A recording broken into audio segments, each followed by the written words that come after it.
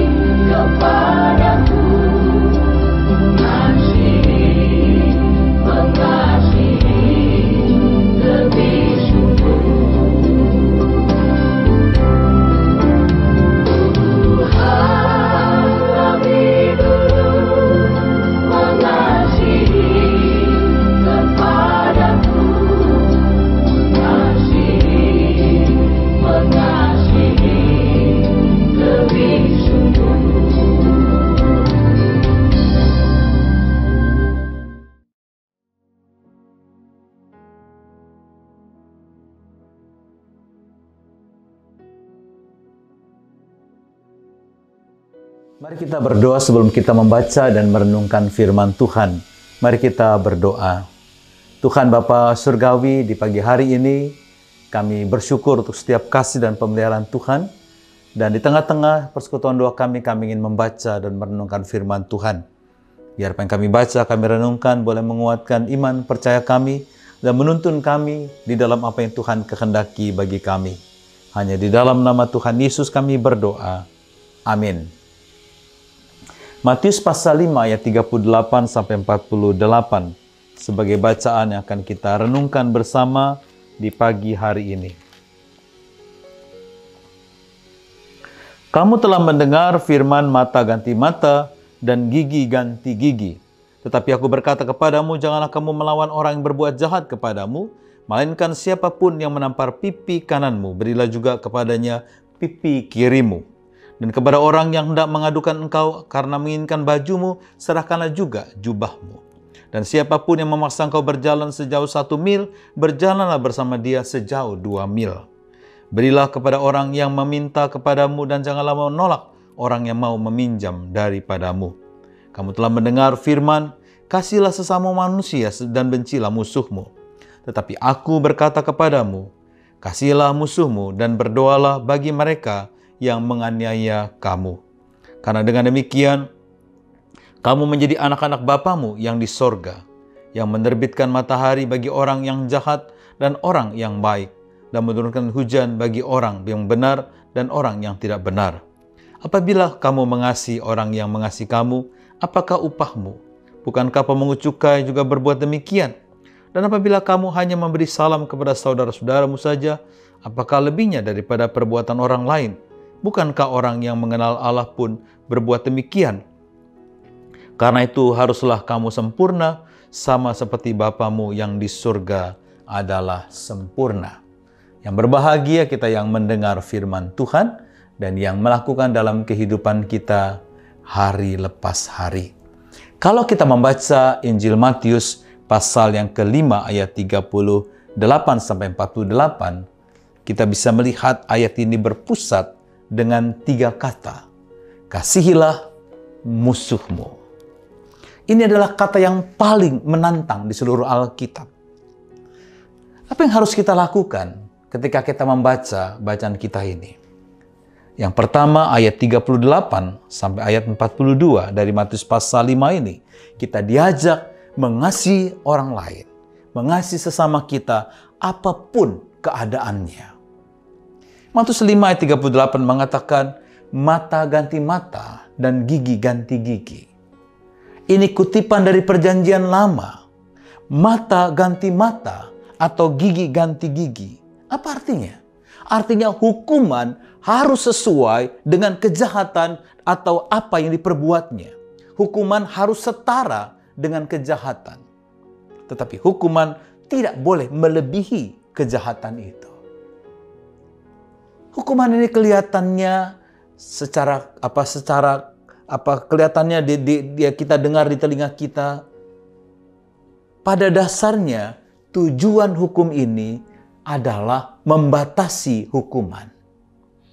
Artinya begini, untuk melindungi pelaku kejahatan.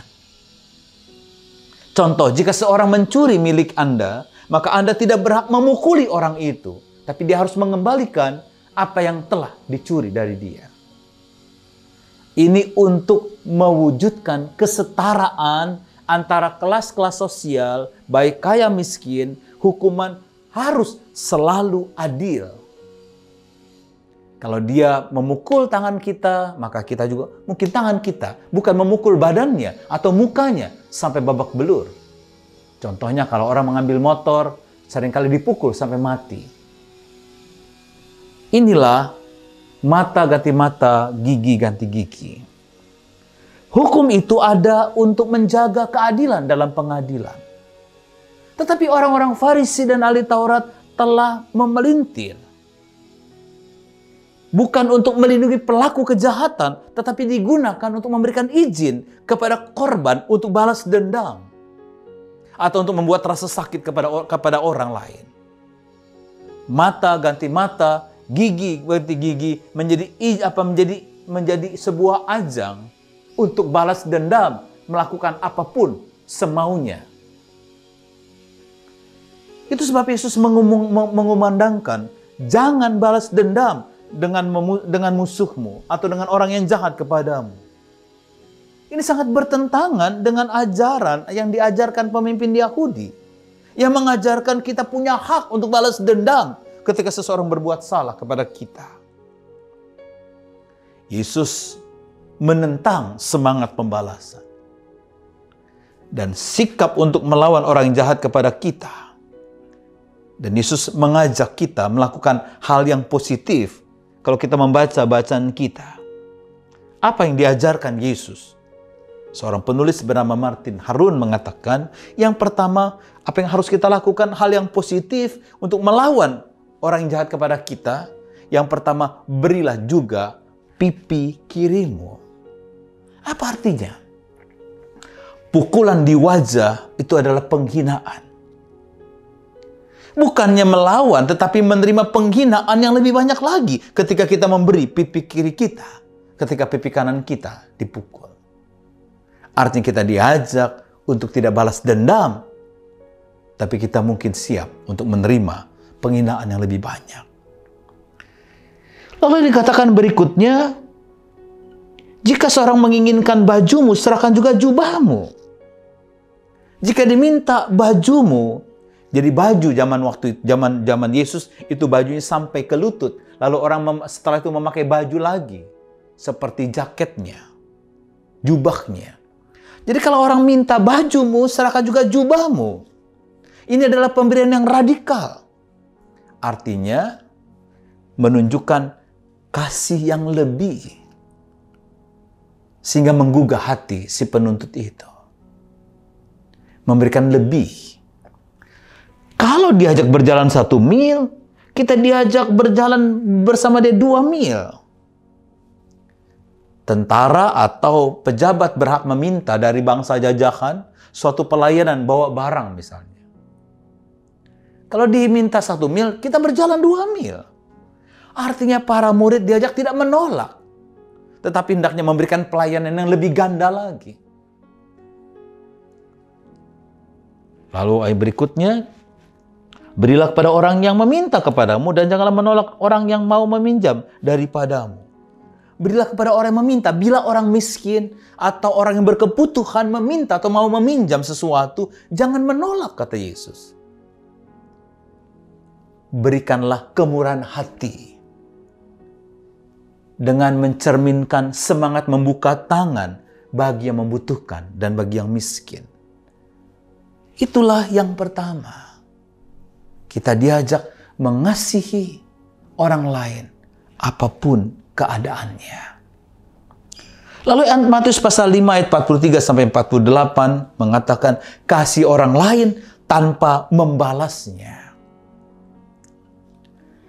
Jadi ayat 43 sampai 48 pernyataan utamanya adalah mengasihi musuhmu. Kasihilah musuhmu. Yesus berkata, kasihlah musuhmu sebagai jawaban atas pandangan orang Farisi dan ahli Taurat yang mengatakan, kasihlah sesamamu manusia dan bencilah musuhmu. Apa artinya ayat ini? Kasihlah sesamamu manusia itu dikutip dari Imamat 19 ayat 18. Dikatakan begini, janganlah engkau menuntut balas dan janganlah menaruh dendam terhadap orang-orang sebangsamu, melainkan kasihlah sesama manusia seperti dirimu sendiri. Akulah Tuhan. Jadi ayat ini menekankan apa? Kasih daripada balas dendam. Coba kita perhatikan. Janganlah engkau menuntut balas. Janganlah menaruh dendam terhadap orang sebangsamu, melainkan kasihlah sesama manusia. Jadi menekankan kasih, bukan balas dendam. Tapi ahli Taurat dan Farisi ini dibalik. Dalam Matius 5:43, orang Farisi dan ahli Taurat hanya menganggap sesama orang Yahudi itu adalah sebangsanya, sesukunya. Jadi kalau dengan sesukunya, sebangsanya, baru mengasihi. Kalau yang lain dia dibenci. Karena itu, yang bukan orang Yahudi dianggap sebagai musuh dan dibenci. Jadi undang-undang ini memberi orang Yahudi izin untuk membenci siapapun yang tidak seperti bangsa mereka, yang tidak sebangsa, yang tidak sesuku. Terutama mereka yang berasal dari etnis lain. Dan yang lebih buruk lagi, kalimat bencilah musuhmu tidak ditemukan dimanapun dalam perjanjian lama. Apa yang diajarkan mereka tidaklah alkitabiah. Itu sebab Yesus mengatakan, tetapi aku berkata kepadamu, kasihlah musuhmu dan berdoalah bagi mereka. Doakan mereka yang menganiaya kamu. Matius 5 ayat 44. Demikian hebat ajaran baru ini.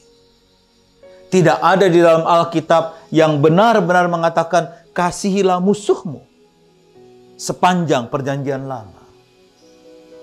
Orang Israel didorong untuk membantu orang miskin. Tapi tidak ada tempat mereka diperintahkan untuk mencintai orang asing. Jadi kata-kata Yesus tentu saja merupakan sebuah lompatan. Ada jarak 1000 mil antara membantu dan mencintai. Sangat mudah untuk membantu seseorang tanpa mengasihi mereka. Kita dapat melakukan sesuatu yang baik untuk seseorang dan tidak pernah benar-benar kita mengasihi atau juga mengasihinya dengan kesungguhan. Jadi Yesus membalikan apa yang diajarkan orang Farisi. Yesus sungguh-sungguh Tidak menyebut mengasihi sesama dalam ayat 44, tapi dia menyatakan alasan yang selanjutnya. Dia bilang dia bilang mudah mengasihi orang yang mencintai kita. Bahkan pemungut cukai juga mencintai orang lain yang mencintai dirinya. Tapi kita diajak lebih daripada orang lain. Lebih daripada orang lain. Kalau orang lain bisa mengasihi, kenapa kita tidak lebih mengasihi? Itulah yang dikatakan oleh Tuhan Yesus Kristus. Ketika orang Kristen, mungkin kita diejek, kita dibenci, kita dicela, kita harus tetap mengasihi. Mencintai musuh kita memang jauh lebih sulit daripada mencintai seseorang yang telah membalas cinta kita. Tapi kita diajak mengasihi lebih daripada yang lain, yang biasa-biasa saja. Seperti Kristus, dia mengasihi sampai rela mati memberikan dirinya untuk musuh-musuhnya.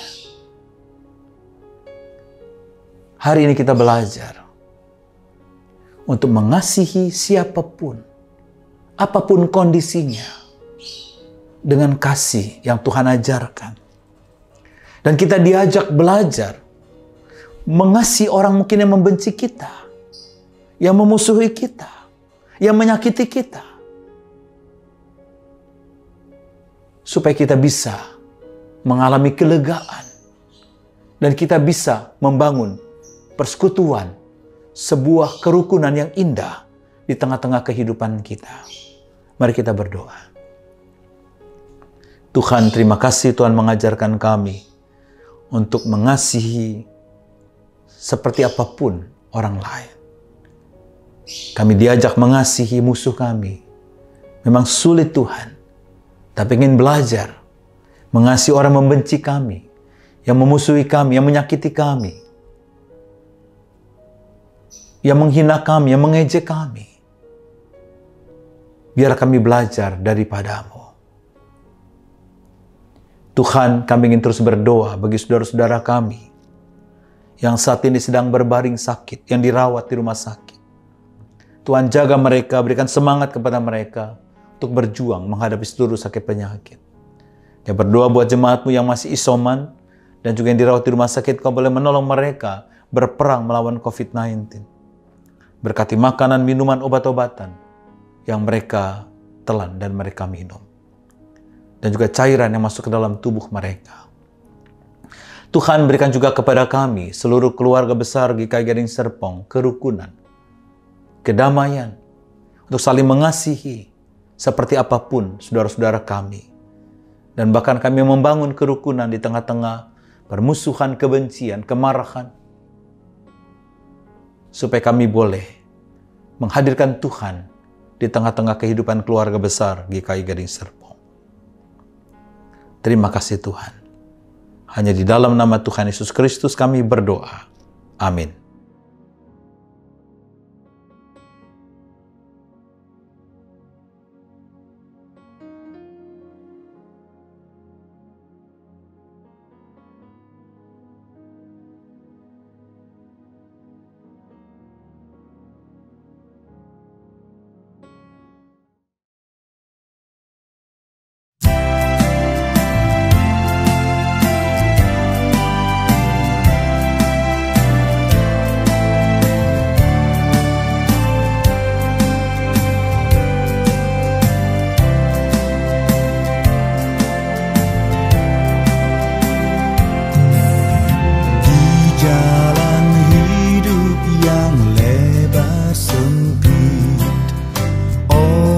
Sedih mengerang,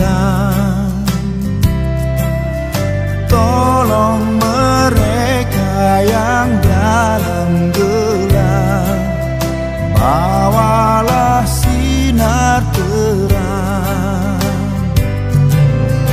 Pakailah aku jalan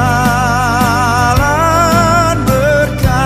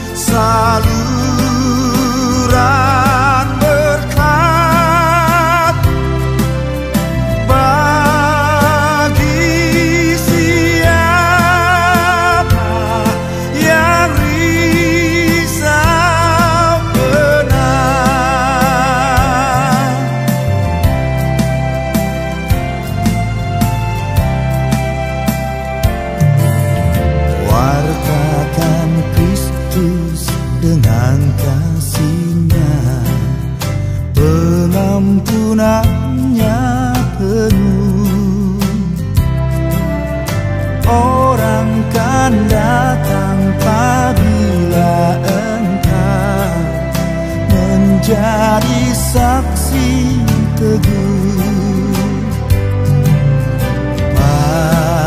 Pakailah aku jalan berkat-Mu, memancarkan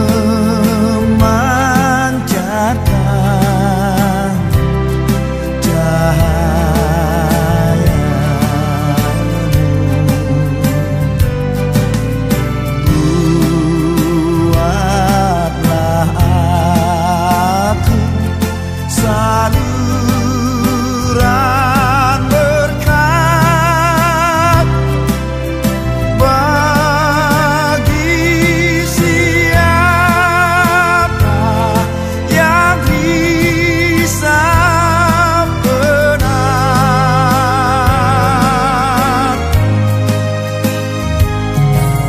Seperti Tuhan memberi padamu dan mengasihi dikan, beri bantuan